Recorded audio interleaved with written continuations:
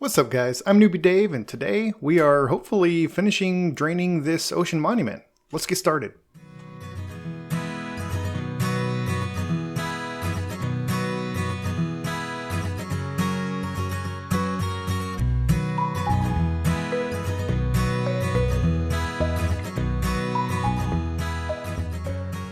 What is up you guys? That is right, hopefully we can finish surrounding this ocean monument with a structure and get the rest of the water around it drained out so that we have this whole area around this thing completely clear.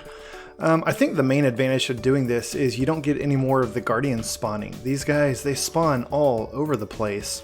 And at least when I'm inside, since I've drained the entire inside, it's not a problem. But if I want to do anything outside, they are kind of annoying, they kind of get in the way. Plus, I think once I get the structure put in and all the water drained out, it kind of opens up a lot of possibilities for things that you can do around this ocean monument. So I'm really looking forward to that.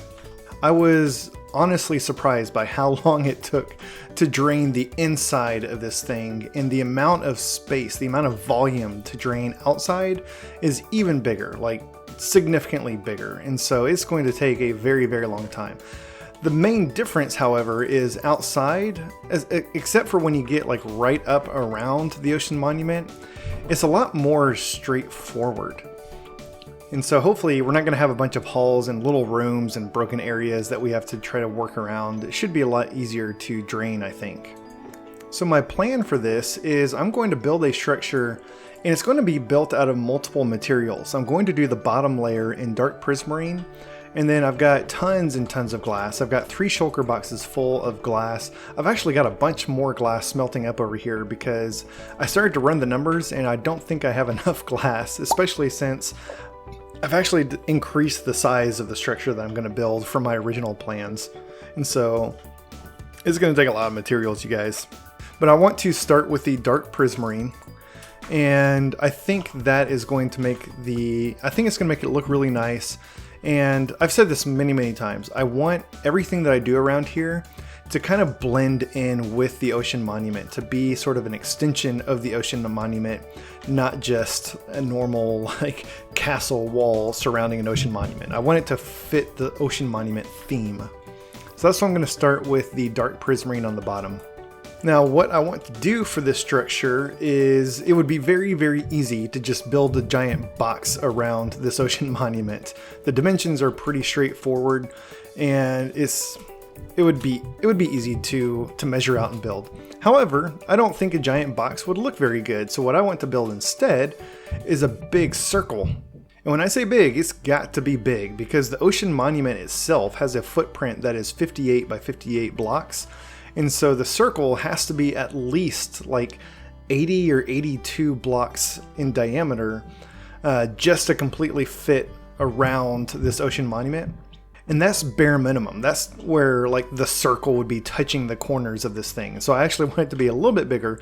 So I'm going to make a circle that is 100 blocks in diameter, which is going to take a lot of resources. Each ring of this circle is going to require 280 blocks, which is a lot. Like I didn't even bring 280 blocks. I don't even have enough dark prismarine in my inventory right now to do one layer. So let me get a couple more of these things, and we'll start out. The dark prismarine, I'm really only going to do like 2 or 3 rows of the dark prismarine, because I want the rest of it above the dark prismarine to be glass. So the reason I've come up to the top here is the very top of this structure. You can see up above the roof, there's this little archway. This is the very center of the ocean monument. And so we can count out from here in each direction to find where the edges of the circle need to be to completely encompass this thing. And let me see.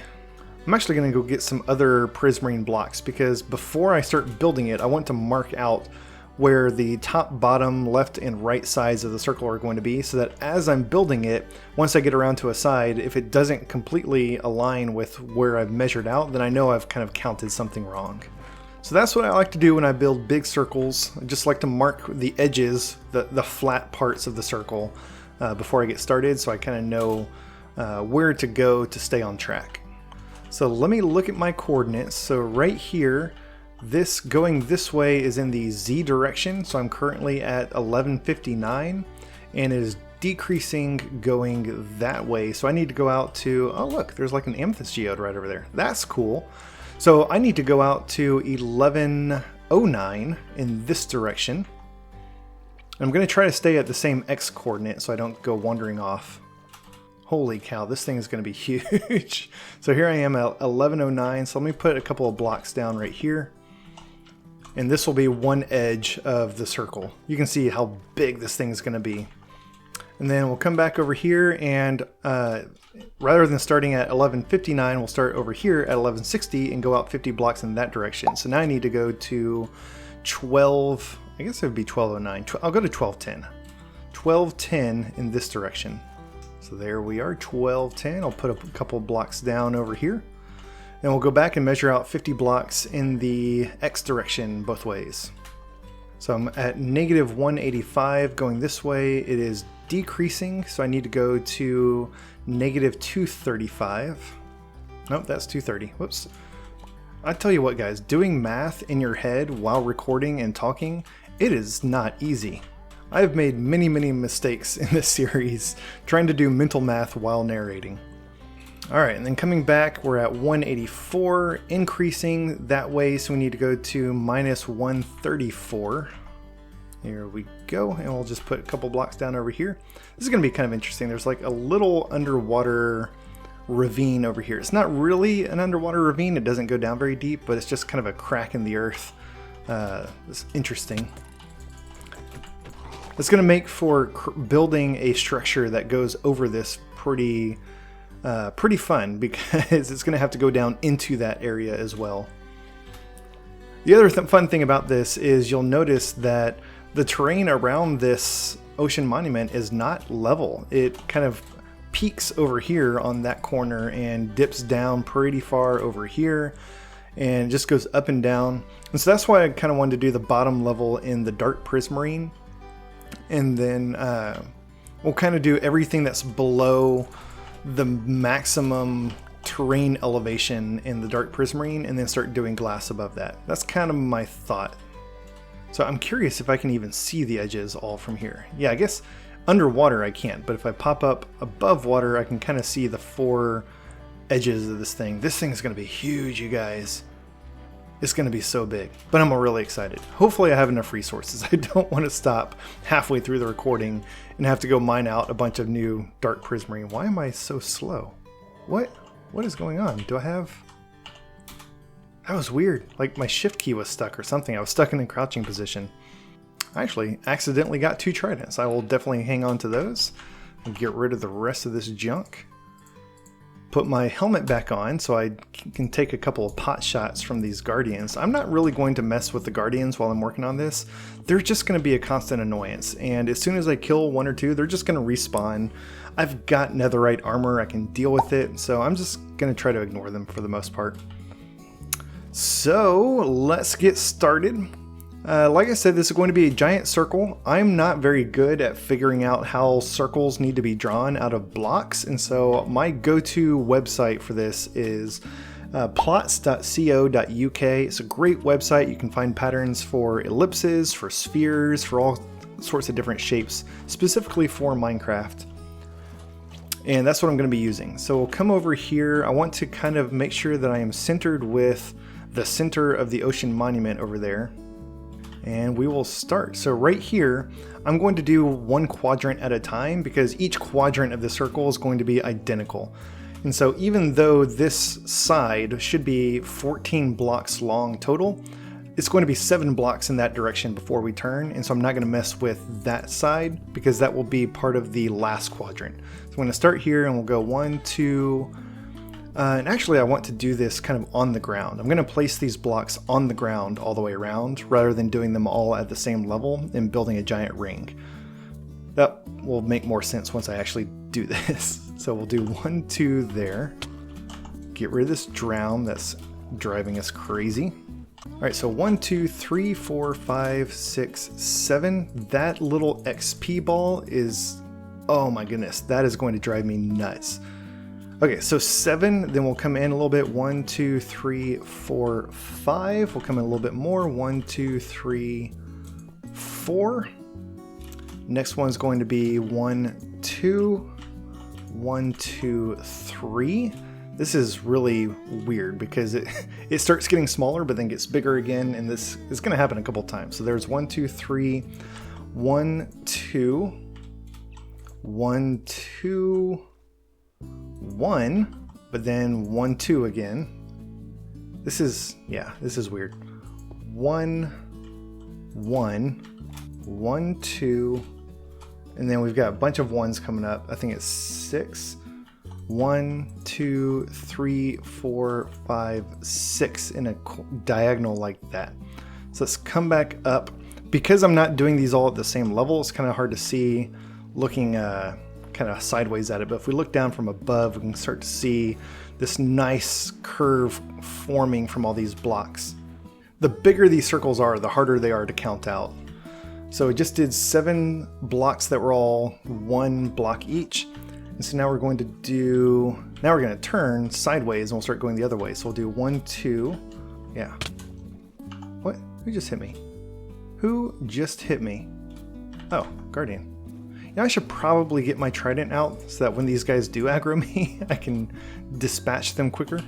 All right, so we'll do 1, 2, 1, and then I think it's 1, 2, 1, 2, and 1, 2, 3, 1, 2 again, 1, 2, 3, 4, 1, 2, 3, 4, 5. Yeah, you see, this is why I like to mark out the edges, because I finished this side and it is not lining up with where this edge should be over here. It's not even close. So I messed something up back here. So let me back up.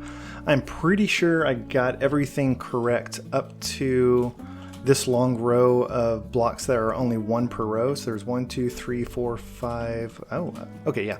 1, 2, 3, 4, 5, 6. So that is all correct. So let me break these down because I think something with this section is not correct.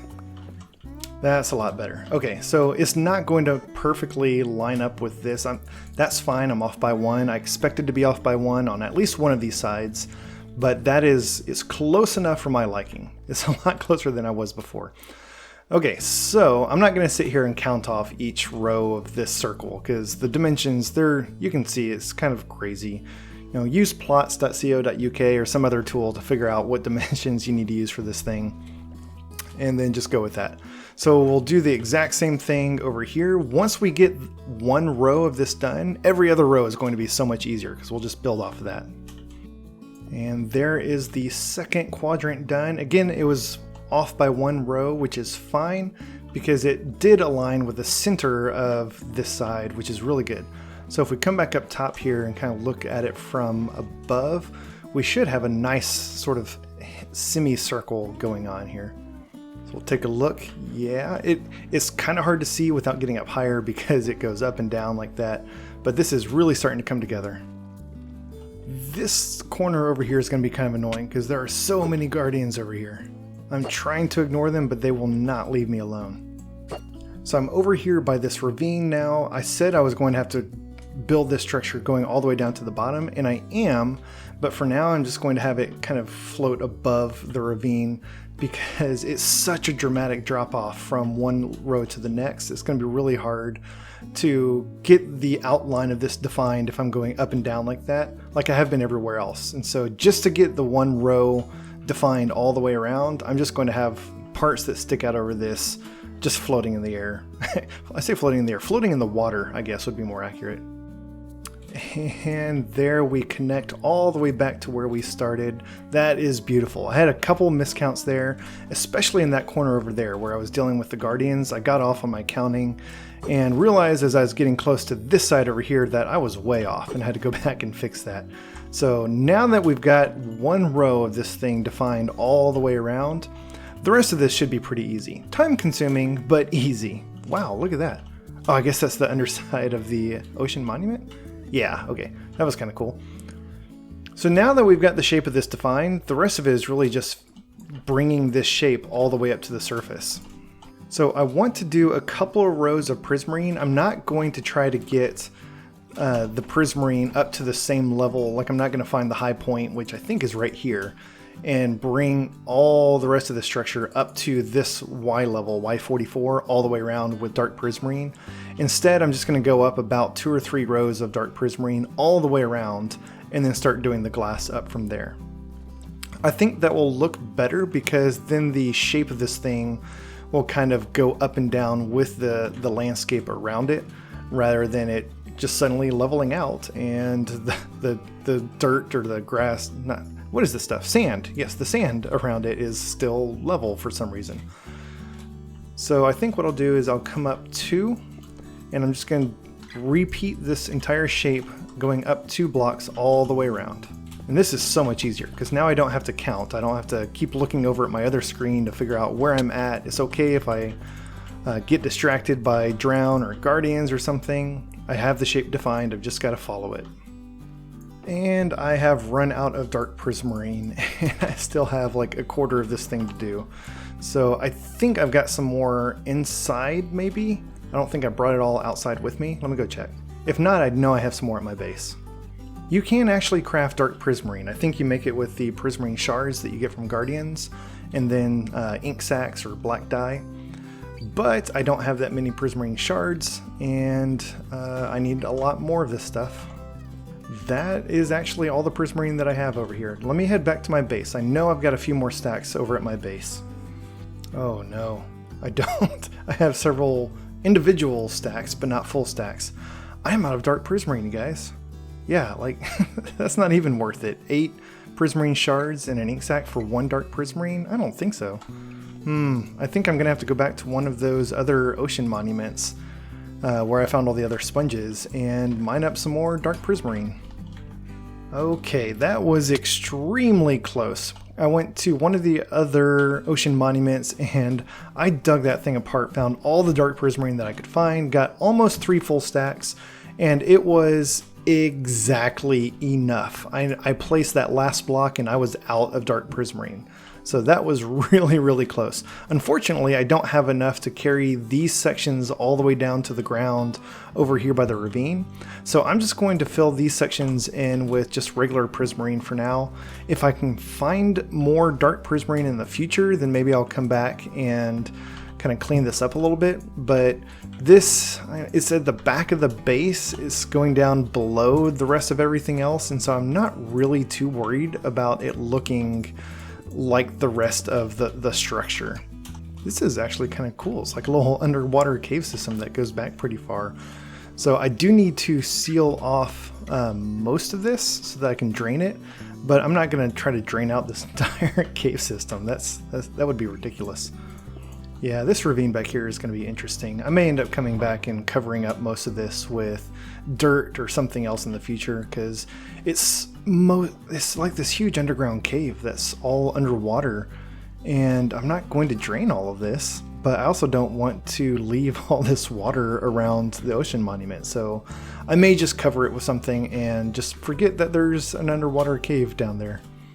Okay, so for the next stage of this, we're going to put some glass on top of the dark prismarine. That is not going to be nearly enough glass. Don't worry, I've got way more. I just thought that there was a lot more glass in that one shulker box. And it's not going to be plain glass. I brought some cornflowers. I brought some cornflower so that I can dye this glass blue. So let me turn all of this into blue dye, and I'm just going to make tons and tons of blue stained glass. That is not tons and tons of blue stained glass. Wow, that blue dye doesn't go nearly as far as I thought it would. That's okay, cornflowers are very easy to get more of. My big concern is the green dye. I'm gonna need a lot more. See, this is why I made a cactus farm. I knew I was going to need lots of green dye. So yeah, that's a lot of blue stained glass. And honestly, it's not nearly as much as I thought I would get. I'm gonna need so much more blue dye. Good grief, this is such a bigger project than I thought, you guys. I am really bad at planning ahead. Okay, so let's go back out to our wall. And above the dark prismarine, we're going to do blue stained glass. And this is going to go up, let's see, I want it to go up about 5 blocks. and above the blue stained glass we'll eventually do some cyan stained glass, and then above that we'll do some light blue. And the reason for that is I want the glass to sort of mimic the effect of the water. You know, when you're maybe not in Minecraft so much, but in real life, as you look deeper into the water, it gets darker as it goes down. So I want there to be light blue stained glass at the top, and then cyan stained glass, and then dark blue stained glass, and then finally the dark prismarine below all that. So I can already tell you 5 is not going to be enough, but you know, there are sections in the back that are a lot closer to the surface of the water than this. And so let's start with 5, which I actually don't even think I have enough blue stained glass to do 5 all the way around. We'll see how far I can get with this.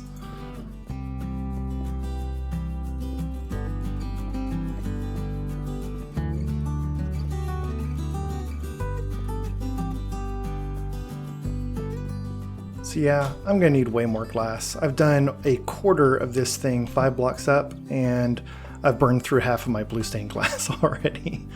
So I will use up the remaining blue stained glass that I have, go back to my base, get a ton more cornflowers, and those things are so easy to bone meal, I'm not worried about getting more blue dye.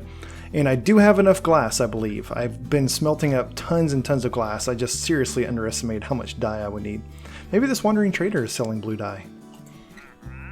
Alright, I headed back to my base, bone mealed up a bunch more cornflowers, got tons and tons of blue dye, got enough blue glass to finish the wall going around up to 5 blocks. As you can tell, we're still quite a ways away from the surface, so I want it to get short. I want each color stripe to get shorter as it goes up, so I'm going to bring the blue row up a little bit more before I start on the cyan, and then we'll do a little bit of light blue at the top. I might even just leave some plain glass at the very, very top of this thing. I haven't decided yet, but so far it's looking really, really good. So I'm going to do some more blue dye, and right now I'm bringing each row up in even amounts. You know, I've got 3 dark prismarine at the bottom. Right now I've got 5 blue stained glass above that. At some point I'm going to start evening these rows out. The parts that are deeper down, I'll do more blue stained glass. The parts that are closer to the surface already, I'll probably just back off on the blue glass.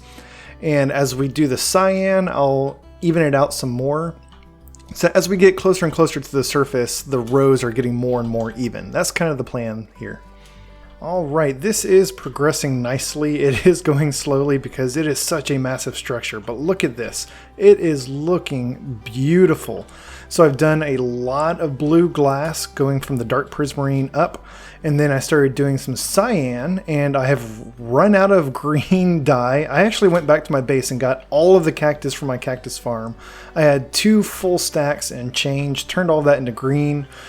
You actually get double the cyan because you mix the green with the blue, but even with that, that's as much green or cyan stained glass as I could get. So from here up is going to be light blue. I should definitely have enough cornflowers and bone meal to make the light blue stained glass to finish this off, so I'm not too worried about that. Pretty sure I've got enough glass. If not, you know, there's desert right over there, so I can go get some more sand and make some more glass.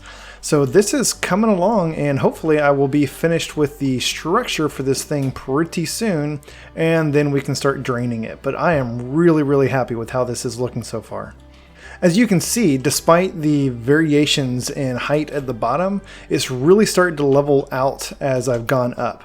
And that was exactly what I wanted to do, so that as we get to the top, it should be a lot more even. There's still some, you know, over here, there's a lot of elevation change, and I wanted to keep some of that. And so, for some reason, I'm having trouble going up. So over here, it's still a lot higher than it is over there, which is fine. That's good. I want to keep that elevation variation as I go around, but I just wanted to kind of flatten it out slowly as I went up. Alright, I have finished this outside structure and it looks amazing. Look at this thing. It is huge. It is so big. And it looks so good from above. Check this out. Oh yeah, that is exactly what I wanted. I am really, really excited about this. Now we just have to drain it of all the water. Fortunately, when I was going and getting some more dark prismarine, I found yet another sponge room. So I actually have like 2.5 stacks of sponges now, which is really going to help drain this thing. It means I can get more water drained without having to come back and dry it all out. So I've still got almost a full shulker box of glass left over, and so I'm really glad that I had enough glass and I didn't have to go smelt some more up. I do have 2 full shulker boxes of sand plus almost a third shulker box worth of sand over here, so I'm not too worried about sand because we're going to be needing a lot of sand for this next part. So here's how we are going to drain this. We're basically going to build some walls out of sand to sort of section this whole area off into smaller sections, and then we'll use the sponges to dry up all the water in each little section, and then we'll move over and build another section. And we can kind of hopscotch. We don't need to build all of the sections using thousands and thousands of sand and then drain each one at a time.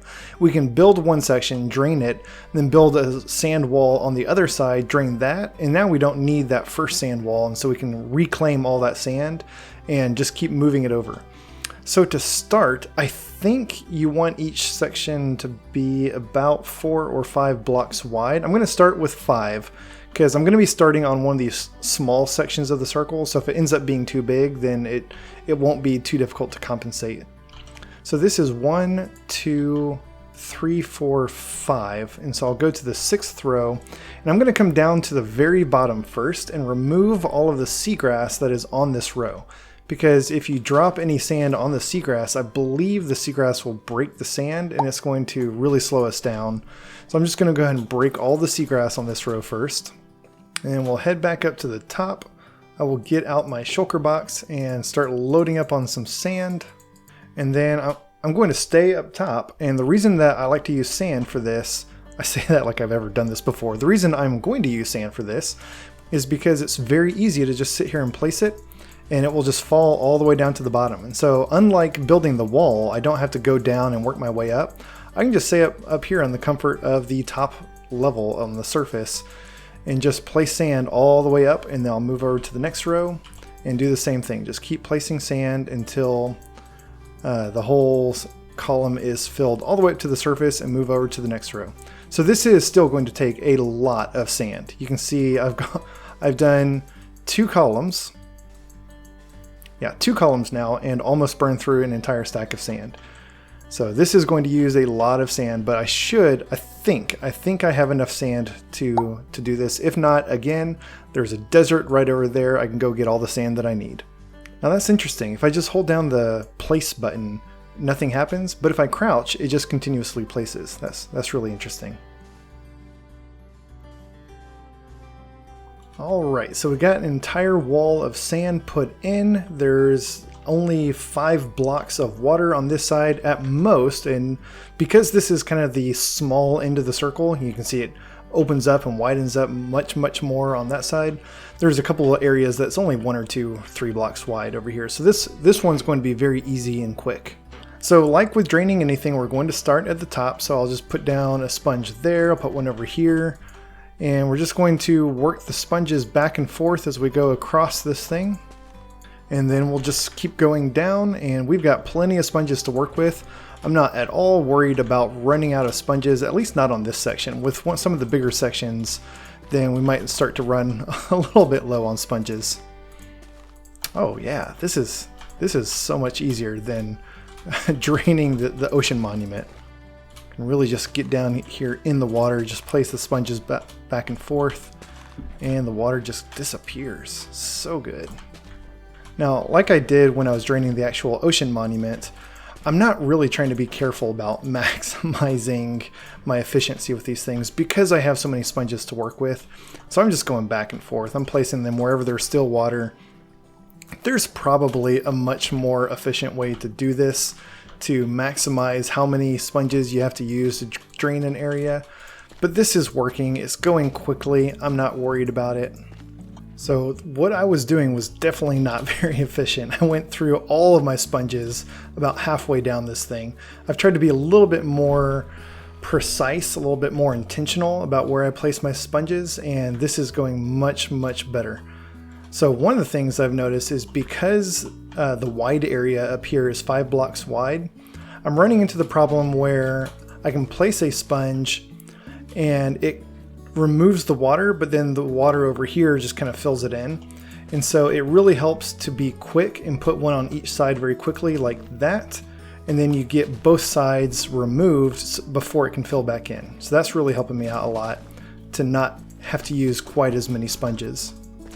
It also occurred to me that you really want to try to collect your wet sponges as you go, because I ran out of sponges and then I had like 140 sponges above me that there was no water to get to them. I had to go up to the top and kind of get some of the sponges and work my way down, then go back up to the top to get the rest. And it was just very, very cumbersome to collect all the sponges. So by placing a row or two of sponges and then go ahead and collect them, you can kind of pick them up as you go, and you don't have to worry about going back up to get them when you're done. So I think I have cleared out this whole area. There may have been, yeah, there was some water source up there. I did punch out 2 blocks here just so I could get out to the outside to get back up. I think what might be better going forward, oh look, there's a there's a raid villager over there. That's fun. Okay, what I might do in the future is just place a water bucket at the very top, and that way I can swim back up. But because the outside of this wall is made out of solid blocks and not sand that are going to fall, then I can just punch a hole out right here and get out and back in very, very easily. So let me plug that up, and I think, yes. So this whole section now is completely dried out. Because of my conduit effect and my night vision underwater, and the fact that underwater mobs will spawn all the time regardless of time of day, it's very, very easy to go several days without sleeping. And so because it's nighttime right now, I'm going to go ahead and go sleep, because I don't want to be up for multiple days and then I'm up trying to place more sand and start getting attacked by phantoms. And so periodically make an effort, I think, to go sleep so that you don't have to deal with phantoms. Alright, with that whole first section drained, I'm going to make sure I keep my elytra on now so that if I fall into one of these sections I can coast down and not take too much fall damage. We'll move on to the second section. So I need to leave this wall of sand there because it's holding back the water on this side. And 5 blocks was, I think it was a little bit too much for this middle section. It was a little bit hard to drain because the sponges were placed so far apart. So I'm going to try 4 blocks this time. So I'll go over 1, 2, 3, 4. And then on this 5th row, this is where I will start placing sand. Oh, you know what? I need to go down and remove all of the seagrass on this row so that none of my sand breaks when it falls. Because I think, let me go ahead and test this just to be sure. No, actually, that's not a problem. Maybe it's the... That's funny. It actually just landed on the seagrass. Maybe it's the tall seagrass or the kelp.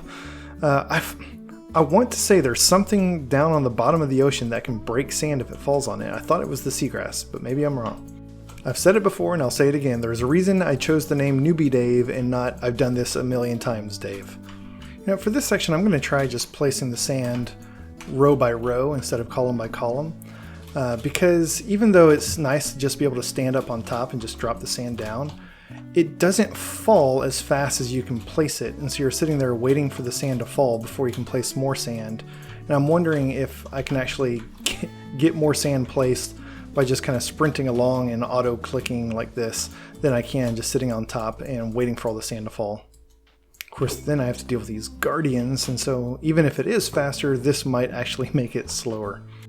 Yeah, this definitely felt faster. It's hard to know for sure because it's not apples to apples. That first section was a lot smaller than this one, so I had more ground to cover. But it feels like I'm replacing the sand, that I'm running out of sand more frequently than I did over there. So I think doing it row by row is a lot faster because you can just sprint and not have to wait for all the sand to fall. All right, so we'll do the same thing. I'm going to place sponges on this side to soak up all the water. And like I said, I'm going to try to be a little bit more deliberate about where I place the sponges and try to be quick about placing them on opposite sides to prevent the water from filling back in too quickly. And then I'm also going to, yeah, see that one? I wasn't as quick that time and it left some of the water source in between those two. So that's the plan for this side. I'm also going to collect the sponges as I go, row by row, so that I don't end up with sponges up top that I can't reach and have to like swim back up to collect. Now, because I have like 140 sponges, I'm going through all of them. I'm not going to dry them off in a furnace this time. I am going to hop over into the nether to dry out these sponges, because placing a wet sponge in the nether just immediately dries it out. You can hear that sizzling, you see all the steam coming off of it, and so it immediately dries them. You don't have to wait. The only time that is required is the time of placing them and collecting them. But with a netherite hoe, you can break these things instantly. And so I think it's going to be much faster to dry out 140 sponges in the nether than it is sitting there waiting for them to dry off in the furnace. Even with 4 furnaces going, it's still going to take like a couple of minutes, and this is going to take maybe 1-2 minutes tops. And look at this thing just insta breaking all these sponges with the hoe. It's so nice. Yeah, that's really why I wanted to dry out the inside of this first, so I could set up a base, set up a nether portal, and quickly get back and forth to the nether while drying out the rest of this without having to like swim up to the surface and go to some nether portal up here. Alright, so now that I've got a second section dried out, I will show you why you want to use sand or gravel or something block type that falls for these wall separators. So we'll come back down here, and now we can very quickly and easily collect all the sand by just breaking the bottom piece and placing a torch under it. Like that. This game has gotten really laggy, and so it's actually getting the timing on this just right is a little bit difficult. But yeah, by placing a torch on the bottom, all the other sand will fall on the torch and just immediately break, and so it's going to be very quick and easy to collect all the sand when you're done.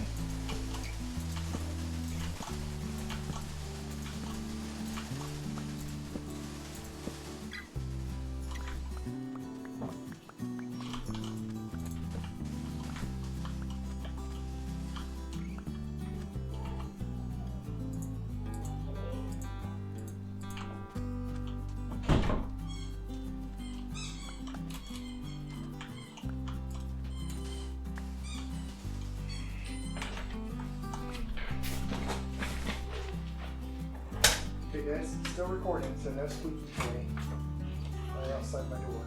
I'm almost done, okay?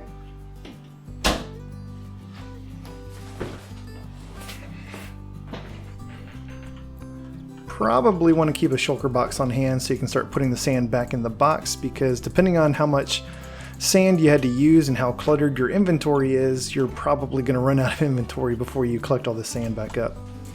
And there you go, just like that. Now you could use a water bucket to kind of wash all these torches away and collect them, but it's easy enough to just run through and break them really fast.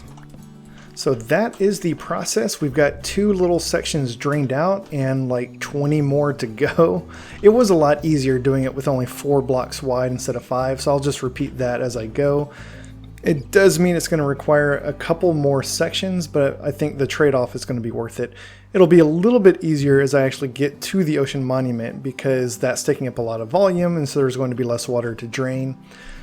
So at this point, I think I will just cut out and do this, because I have other things that I want to do with life, you guys. I don't want to spend the next 24 hours sitting here draining this giant circle. And so I'll kind of pick away at this over the next couple days. And when I'm done, I will come back and show you the progress, and we'll finish up the video. Okay, you guys, time for a progress update.